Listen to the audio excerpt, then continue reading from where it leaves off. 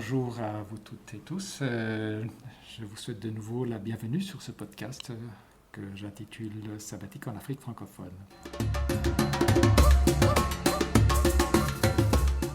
Je suis Gabriel, je suis professeur de médecine à l'Université de Berne et je suis à présent en congé sabbatique à l'Université de Fès au Maroc.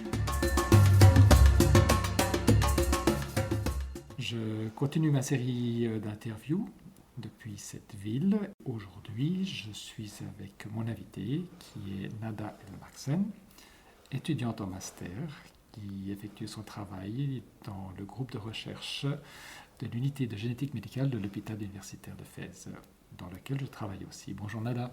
Bonjour professeur. Tu vas bien? Ça va et vous? Je vais bien, je te remercie.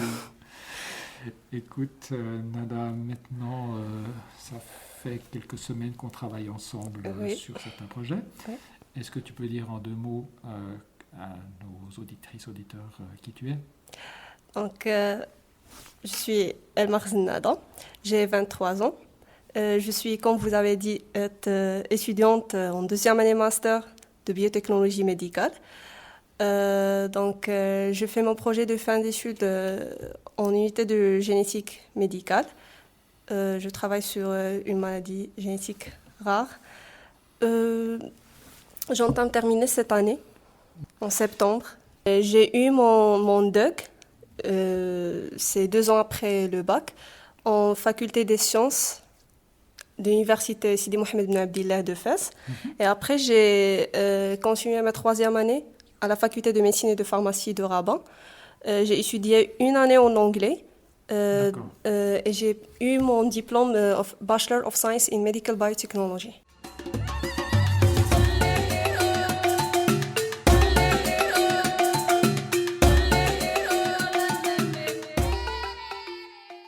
Comment est-ce que tu es venu à étudier ces sciences biomédicales? Est-ce qu'il y avait un modèle autour de toi, des parents, des amis, des connaissances? J'avais juste des connaissances qui ont déjà fait leur master dans la biomédicale. Donc, c'était l'occasion, j'ai postulé et après j'ai passé un entretien écrit et oral et j'étais pris parmi les candidats. Comme étudiante. Oui. D'accord. Et tu as choisi ton thème de master par un intérêt particulier ou bien ton thème de master, tu m'as dit qu'il s'agit d'une maladie génétique rare, syndrome de Noonan. Oui, c'est ça. Donc, c'était choisi par professeur Leila, le chef de service. Donc, on a discuté sur un petit peu sur le projet et tout ça. Donc, j'ai proposé sur quel gène on va travailler. Et ça fait combien de temps maintenant que tu travailles sur ce projet de recherche? Presque 4 mois.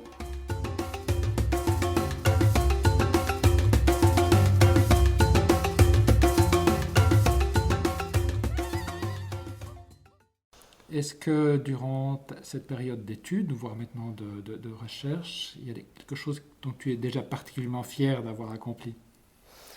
Donc, je crois que ce projet-là, c'est parmi les choses que je suis fière de le faire. Même si je n'ai pas encore terminé mon travail, mais c'est parmi les choses que je suis fière de faire. Qu'est-ce qui te plaît particulièrement dans le travail laboratoire? Le team de travail, c'était vraiment parfait. Donc, tu te sens pas vraiment dans un laboratoire, tu te sens avec une famille. Et ça vraiment, c'est parmi les choses qui rendent la recherche plus facile.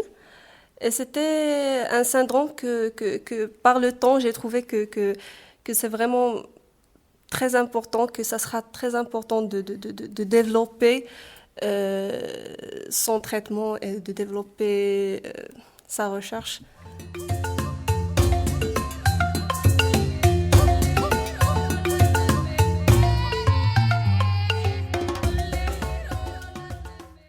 D'où vient ton attirance pour la génétique? Précisément, je peux dire de mon frère.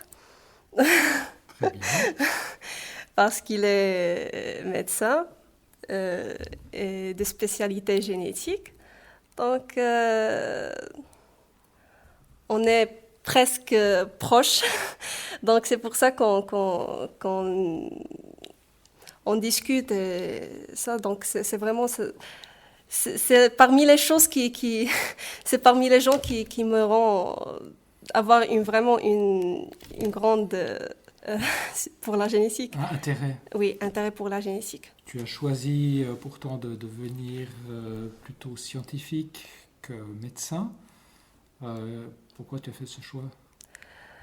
Je crois que c'est la même chose d'être médecin ou bien d'être scientifique, c'est presque la même chose, mais en tant que scientifique, tu es libre dans la recherche. Tu as moins de contraintes, tu penses, qu'un médecin? Oui. Et cet aspect de liberté, c'est quelque chose d'important. C'est quelque chose d'important parce que tu peux tu peux faire beaucoup de choses dans la recherche. Tu peux travailler un petit peu sur la biologie. Tu comprends de tout. Donc, c'est vraiment, c'est plus important. D'accord.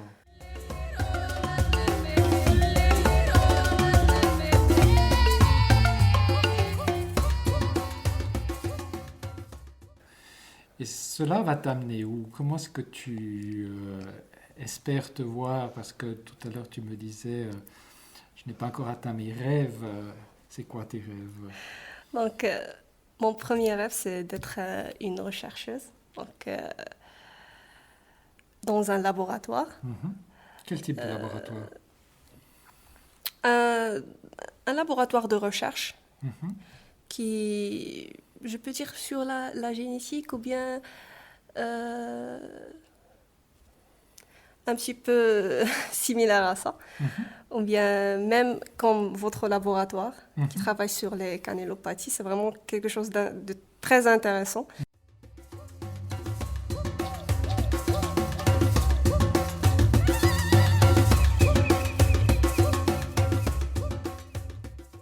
Parlons un peu maintenant de quelque chose d'autre, parce que c'est une chose dont je me suis aperçu ici en parlant avec des jeunes étudiants.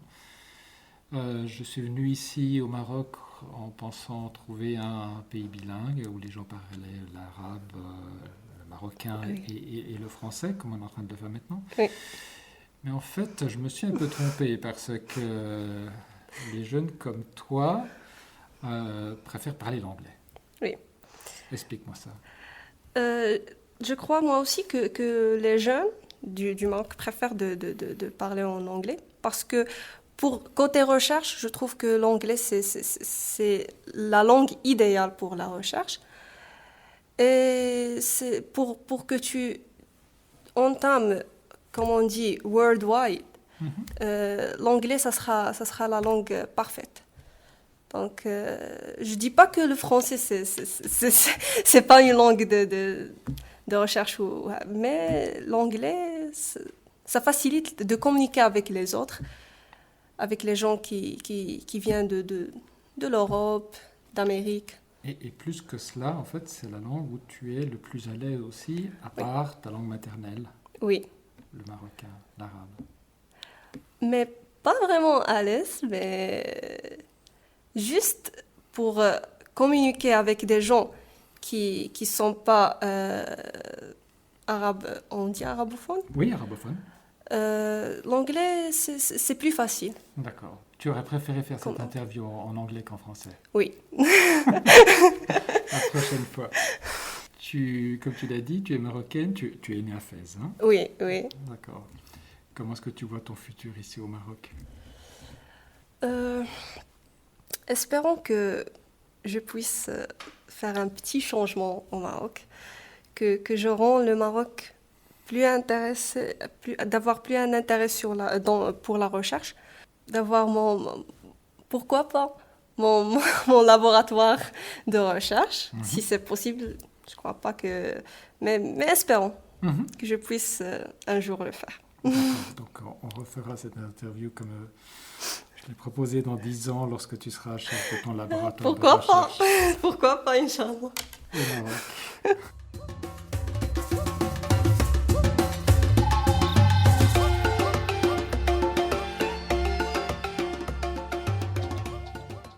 Je te remercie, Nada.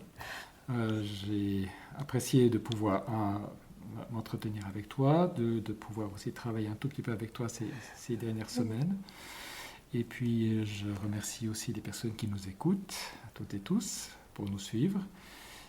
On va encore avoir voire plusieurs podcasts ici enregistrés à Fès au Maroc, où je me trouve encore pour quelques temps.